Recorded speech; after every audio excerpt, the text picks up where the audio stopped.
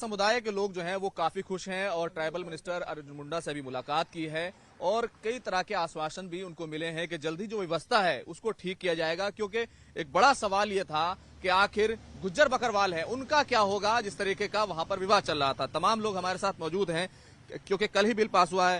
एहसान मिर्जा साहब, कल ही बिल पास हुआ और आज मुलाकात हुई है।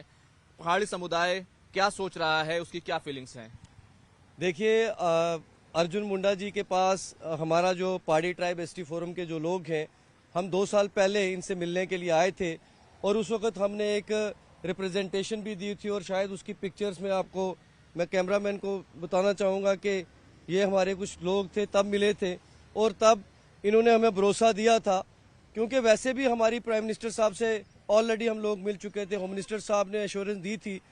तो आज हमारा इखलाकी फर्ज बनता था कि 15 लाख जो पहाड़ी लोग हैं उन सब की तरफ से हम आए थे इनका शुक्रिया अदा करने। और हमने ट्राइबल मिनिस्टर साहब को ये भी बोला कि हमारे जो लाखों पहाड़ी हैं उनकी तरफ से आप माननीय अमित शाह जी का और खसूसन जो है हमारे प्राइम मिनिस्टर मोदी जी का शुक्रिया अदा कीजिएगा। और हमने इनका भी शुक्रिया अदा किया कि सिंस ये ट्राइबल मिनिस्टर हैं, बिल इन्होंने पास किया है, अल्टीमेटली गवर्नमेंट को ही एक सारा क्रेडिट जाता है। एक सवाल ये है कि जिस तरीके से आश्वासन दिया था गृह मंत्री अमित शाह ने कि गुज्जर का अलग होगा, आज अर्जुन मुंडा जी ने भी कहा है कि वहां पर जो लोकल सरकार है वो इसकी व्यवस्था करेगी। तो किस तरीके की व्यवस्था आप लोग चाहते हैं, किस तरीके की चीजें चाहते हैं? देखिए, गुज्जर और बकरवाल हमारे भाई हैं और हम ये कहेंगे कि जब तक हम दोनों इकट्ठे मिल के आगे जम्मू कश्मीर को तभी बढ़ा सकते हैं जब मन मुटाव ना हो दिल में। लेकिन जैसे कि अभी अर्जुन मुंडा जी ने भी आपको कहा, होम मिनिस्टर साहब ने भी ऑन फ्लोर हाउस ये एश्योरेंस दी, हमारे लेफ्टिनेंट गवर्नर साहब मनोज सिन्हा साहब ने भी कल ये बात की। तो गुज्जर और बकरवाल भाई को हमेशा ये यकीन होना चाहिए, जैसे इन्होंने हमारे से कमिटमेंट की, ये कमिटमेंट उनके साथ जो है ये माननीय अमित शाह जी की है, मोदी जी की है। तो मुझे लगता है कि उनका जो सेपरेट कोटा है वो इंटैक्ट रहेगा, हमें एडिशनल कोटा जो है वो मिलेगा और हम मिलजुल के जम्मू कश्मीर को जो है एक तरक्की की राह पे ये दोनों जो समाज हैं ये लेके बढ़ेंगे। अभी जो आपकी बातचीत हुई है, कितना एडिशनल कोटा देने की बात बता रहे हैं या उसकी व्यवस्था अभी नहीं हो पाई है, क्या तमाम है चीजें? अभी आगे की जो प्रक्रिया है वो तो चलेगी। हमें आप यकीन माने, हमें ये कुछ भी दे देते, जितने मर्जी % देते, हमें वो भी कबूल था। सिर्फ ये बात थी कि हम लोग 40 साल से एक लड़ाई लड़ रहे थे।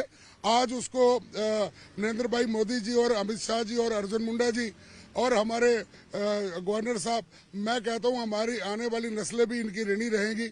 हमारे बच्चों के भविष्य का फैसला इन्होंने कर दिया।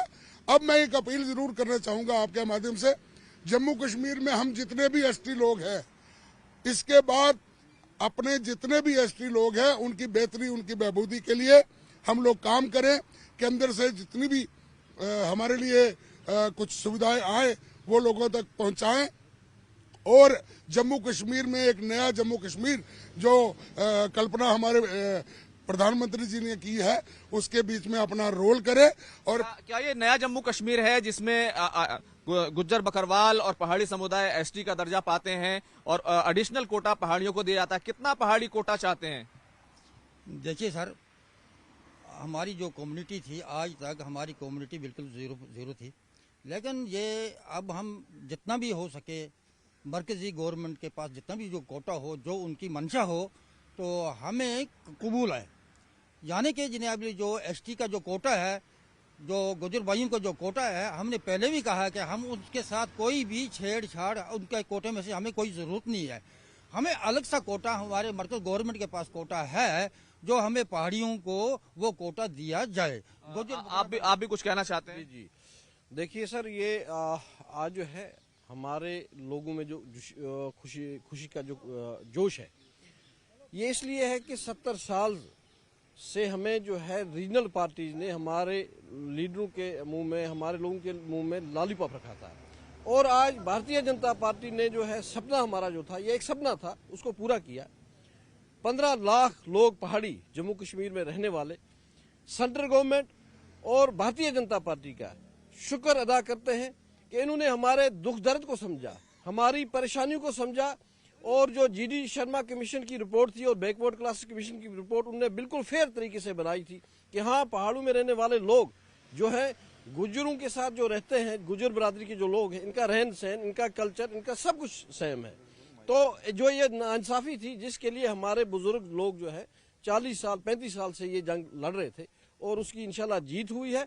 और ये हमारी पूरी दूसरी तरफ जम्मू कश्मीर की जो राजनीतिक पार्टियां खासतौर से नेशनल कॉन्फ्रेंस, उसने भी कहा है कि हमने पहले भी पहाड़ियों को आरक्षण देने के लिए तजवीज़ सेंटर भेजी थी और उन्होंने अभी भी समर्थन किया है।